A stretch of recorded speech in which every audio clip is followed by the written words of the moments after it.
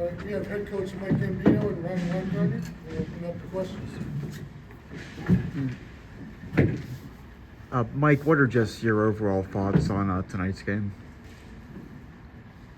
Well, first overall thought is tremendously grateful for the Pirates and the organization, Ben Shank and the whole group.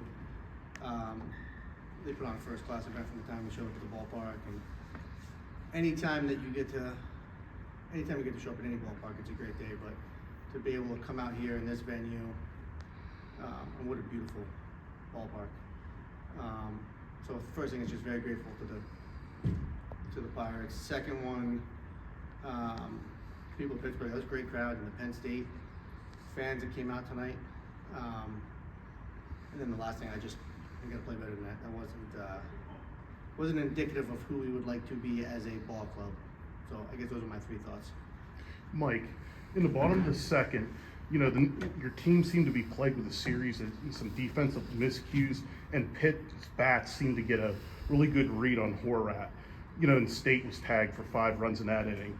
What were some of the things that you were seeing that led to that avalanche of effect that gave Pitt a couple big innings, and that also happened later in the game as well? Yeah, I think I agree with what you're saying there. I would disagree with one part.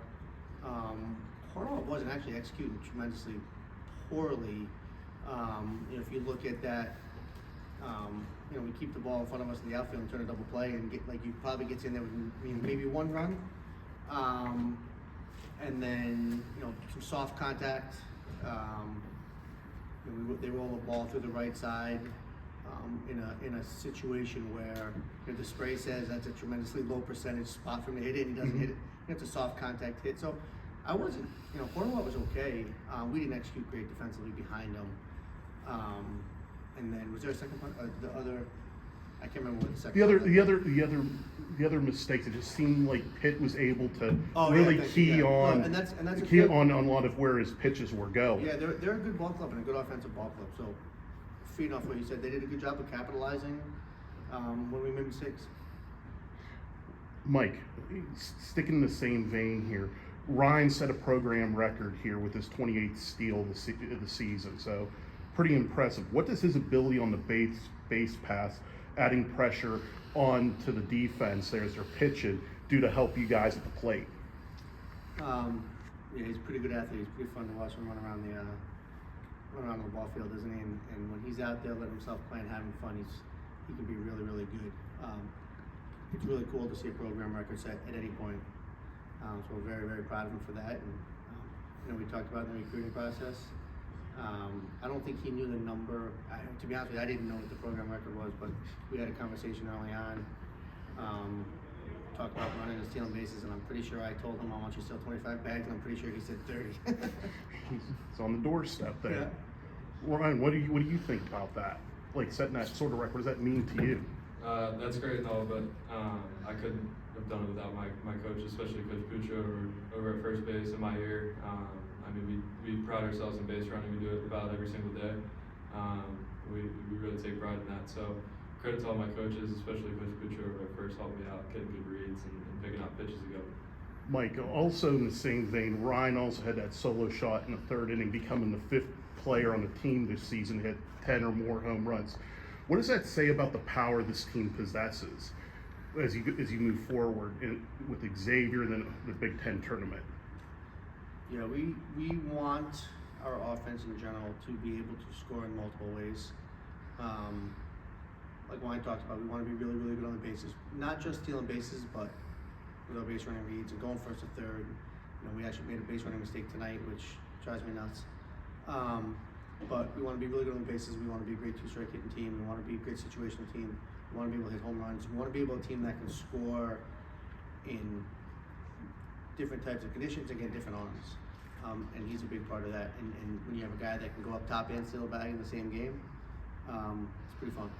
Last one for me, Mike, here. Despite today's disappointment, while this was an elite game, you clinched against Rutgers consecutive seasons for the 6th time in program history of 500 or better in league play. Overall in the Big Ten, you guys are in the top 4 in a lot of offensive stats, especially in doubles, triples, and home runs. Lead the conference in stolen bases per game.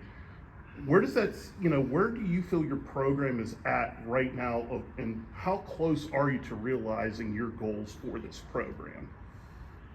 I appreciate the question. I think we've made good strides. Where I am right now with this ball club is we want to win a Big Ten championship. I don't want to be, putting a bow on a season at this point.